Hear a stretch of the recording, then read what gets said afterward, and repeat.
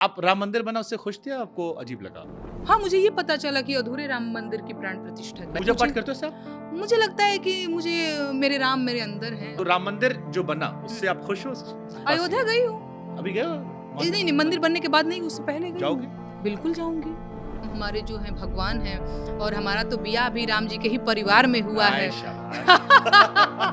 तो मैं क्यों दुखी ये वाला होंगी? चंक वायरल हो जाएगा।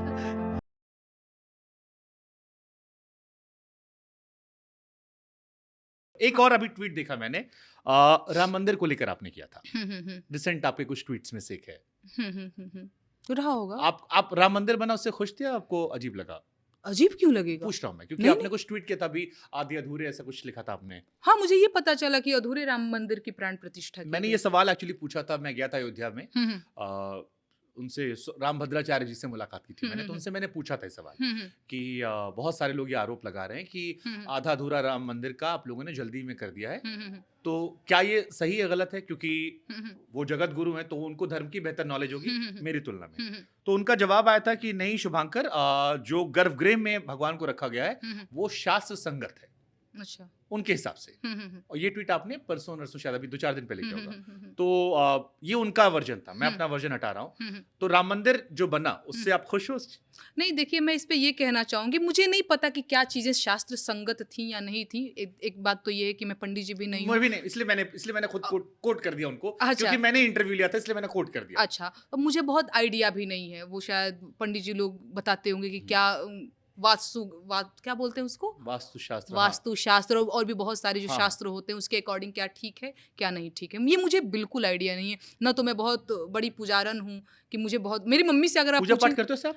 मुझे लगता है कि मुझे मेरे राम मेरे अंदर हैं। मतलब सीन ये तो सबको पता है, राम हाँ। सबके अंदर है, भगवान हाँ, है। हाँ, हाँ, तो मैं उसी मतलब में वैसा वाला है जो घर में जाके सुबह उठ के प्रणाम मेरी कर। मम्मी करती है, मेरी मम्मी बहुत मम्मी धार्मिक है। सबकी करते हैं, लड़के बड़े होता है, आपके भी होंगे लड़के बड़े, आप भी करोगे। अच्छा, ऐसा पता नहीं, हाँ, मेरी अपने मम्मी बच्चे- करती है, मैंने कभी नहीं किया ऐसे है। नहीं तो मंदिर जाते हो कभी ट्यूसडे को या कभी? मतलब कभी-कभी मैं चली जाती ससुराल हूँ। आपके कहाँ पर है? अम्बेडकर नगर। तो यानी अयोध्या के आसपास ही अयोध्या है। गई हूँ। अभी गए हो? नहीं, मंदिर बनने के बाद नहीं, उससे पहले गई जाओगे? हूँ। बिल्कुल जाऊँगी। अरे भाई, हमारे यहाँ से लोग खूब हाँ, जाते वही रहते हैं। हमारे तो जाते हैं ना। हाँ, खूब जाते जाते हैं। हैं। अभी तो कल लखनऊ की जो टीम थी पूरी, हम्म, हमने देखा कि वो जस्टिन लैंगर भी ऐसे बैठे थे हाँ, हाँ, हाँ, पूजा हाँ। पाठ करते हुए, और केशव महाराज आए थे, और कई और खिलाड़ियों को हमने देखा जिनको पता भी नहीं होगा कि भगवान, बड़े बड़े भक्ति भावना से बैठे, पूरी टीम गई थी लखनऊ की। अच्छा। तस्वीर हमने देखी, बड़ी अच्छी तस्वीर आई थी। नहीं, मैं क्यों नहीं खुश हूँ? मुझे क्यों दुख होगा भाई? राम हमारे जो हैं भगवान हैं और हमारा तो बियाह भी राम जी के ही परिवार में हुआ है। शाबाश। तो मैं क्यों दुखी ये वाला होंगी? चंक वायरल हो जाएगा। अच्छा, एक अभी रिसेंटली केजरीवाल जी की घटना हुई है। अरविंद केजरीवाल जी भारत के पहले मुख्यमंत्री हैं जो सीएम पद पर रहते हुए जेल गए। आपका इस पर क्या टेक था? देखिए, मैं इस पे ये कहना चाहूँगी कि मुझे लगता है कि आम आदमी पार्टी के जो प्रवक्ता होंगे वो ज़्यादा इस चीज़ को सही तरीके से बता पाएंगे। बतौर लोक गायिका या बतौर आम नागरिक मुझे ये लगता है कि एक लोकतांत्रिक देश में एक मजबूत विपक्ष का होना बहुत ज़रूरी है, या विपक्ष की आवाज़ को सुना जाना भी ज़रूरी है। मुझे ये लगता है कि ये विपक्ष की आवाज़ को दबाने की कोशिश की जा रही है। जस्ट चुनाव से पहले अगर ये चीज़ें हुई हैं तो मुझे लगता है कि लोकतांत्रिक मूल्यों मैंने पर कल एक स्टोरी की थी ईडी को लेकर। कांग्रेस के जमाने में तकरीबन 56% जो नेता जेल गए थे वो विपक्ष के थे।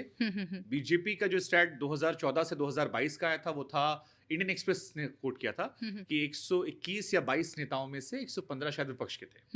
हालांकि ईडी को ताकत 2018-19 के बाद मिली है, जब से उन्हें आजादी मिल गई मनी लॉन्ड्रिंग केस खुद रजिस्टर करने की। पहले कानून अलग थे इसलिए ईडी इतनी पावरफुल नहीं थी। 18-19 में जब कानून संशोधन हुआ तो ईडी ज्यादा पावरफुल हुई, इसलिए ईडी केसेस में उछाल ज्यादा देखने को मिले। पहले दूसरी एजेंसियां रजिस्टर्ड करती थी फिर ईडी करती थी, जो मेरा अपना रिसर्च था। तो ये बात सच है कि ईडी ने ज्यादातर विपक्ष के नेताओं पर कार्रवाई की है, जिसको लेकर कल मैंने भी एक वीडियो बनाया और ये पूछा कि क्या सारे बुरे लोग एक ही तरफ है।